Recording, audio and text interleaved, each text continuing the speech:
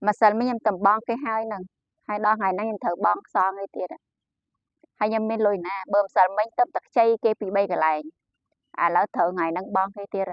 đang hồ tờ hồ chay này na tiệt đấy nhung បងប្អូនជួបរឿងនេះមិនដឹងថាត្រូវធ្វើយ៉ាងម៉េចមែនដែរទេបើសិនជាមែនសូមធ្វើការ comment ប្រាប់ខ្ញុំផងដើម្បីខ្ញុំបានដឹងខ្ញុំនឹងតាក់ទងទៅនឹងនិយាយអំពីដំណើរការក្នុងការដោះស្រាយជូនបងប្អូនតែម្ដងបាទប៉ុន្តែមុននឹងចូលទៅក្នុងសាច់រឿងប្រធានបទរបស់យើងខ្ញុំសូមការអនុញ្ញាតនិយាយអំពីប្រវត្តិរូបរបស់ខ្ញុំខ្លះៗណាសម្រាប់បងប្អូនដែលមិនទាន់ធ្លាប់ស្គាល់ខ្ញុំបាទឈ្មោះមានសវុតភរិយារបស់ខ្ញុំ ឈ្មោះឆើស្រីខាង ពួកយើងធ្លាប់ជាប់បំណុល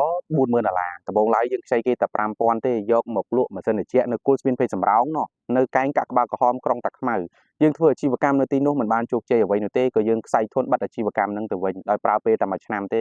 ក៏យើងបាត់អាជីវកម្មនោះហើយក៏សល់បំណុលនៅពេលដែលសល់បំណុលយើងប្រឹងប្រែងរកស៊ីដើម្បីដោះគេប៉ុន្តែដល់ឆ្នាំ 2019 បងប្អូន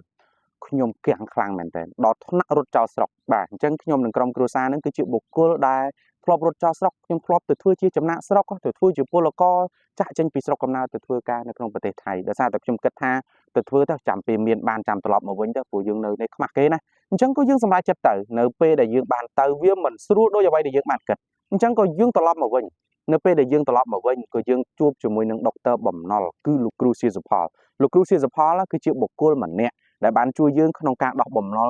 $40000 ដោយប្រើពេលត្រឹមតែមួយខែទេមិនត្រឹមតែប៉ុណ្ណឹងប្រាប់យើងថាឲ្យចងក្រងប័ណ្ណវិសោធន៍ទាំងអស់ធ្វើជីវសិក្សាធ្វើជាសភៅក្នុងការចែកចាយទៅដល់មនុស្សដទៃទៀតអញ្ចឹងហើយក៏មានបងប្អូនមួយចំនួនដែលគាត់ស្គាល់យើងយកទៅមើលយកទៅធ្វើក៏ទទួលបានសេរីភាពបងប្អូនចង់ឃើញទេបើសិនជាចង់ឃើញសូមធ្វើការចុចចូលទៅក្នុង link Telegram របស់យើងមួយដែលយើងបានដាក់សាក់សីសម្ដីពិតៗរបស់ពួកគាត់ដែលគាត់បកស្រាយអញ្ចឹងត្រឡប់មកសាច់រឿងប្រធានបទរបស់យើងវិញដែលនិយាយអំពីការបង់លុយគេនឹងសឹងតែរាល់ថ្ងៃបាទបងអាម្សាមិញហើយឥឡូវមកដល់ថ្ងៃហ្នឹងត្រូវបង់គេម្នាក់ទៀតបាទហើយដល់ពេលអញ្ចឹងបងប្អូនពិបាកថាអូតើខ្ញុំគួរដោះស្រាយមិនទៅបើមួយខែបងគេវិលជុំអញ្ចឹងអ្នកខ្លះបង7ដងអ្នកខ្លះបង10ដងបាទអញ្ចឹងនេះគឺជា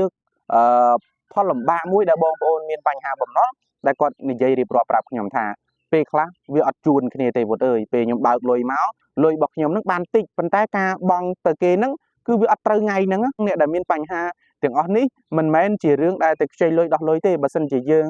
រំពឹងតែលុយប្រាក់ខែយើងមួយមុខហើយយើងទៅខ្ចីគេដើម្បីដោះគឺមានន័យថាយើងធ្វើអញ្ចឹងគឺអត់ត្រឹមត្រូវទេអញ្ចឹងបើសិនជាយើងនៅតែធ្វើបែបហ្នឹងទៀតមានន័យថាយើងនឹងលំទៅនេះបាទមានន័យថាយើងចេះតែខ្ចីអ្នកក្រោយសងអ្នកមុនហើយយើងចេះតែរំពឹងប្រាក់ខែរបស់យើងហ្នឹងឬក៏ប្រាក់ចំណូលរបស់យើងហ្នឹងដើម្បីដោះគេតែជាក់ស្ដែងយើងបាន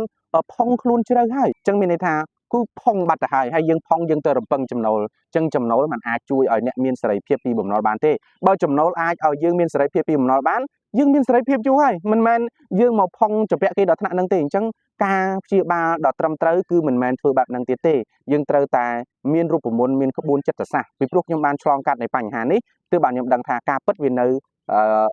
មានអាចកំបាំងមួយចំនួនដែលយើងអត់ដឹងយើងចេះតែប្រឹងប្រែងរលួយតែមួយមុខអញ្ចឹងវាមានអាចកំបាំងអូខេបងប្អូនអញ្ចឹងបើបងប្អូនចង់ដឹងពីរូបមន្តទាំងអស់នោះចង់ដឹងចង់បានចង់ពិភាក្សាជាមួយយើងអាចតាក់ទងមកយើងបានតាមរយៈលេខ096 630